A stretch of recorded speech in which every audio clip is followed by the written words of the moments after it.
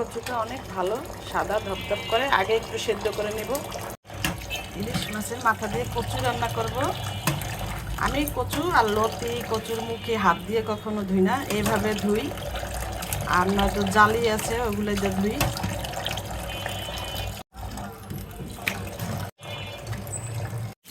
মাথা ল্যাঞ্জা দিয়ে কচু রান্না করব। এটার সাথে কচুটাও ভাজবো। লবণ,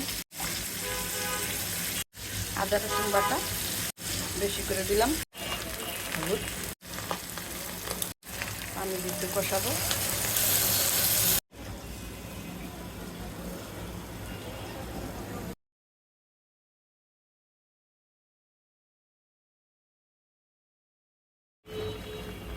রান্নাটা হয়ে গেছে।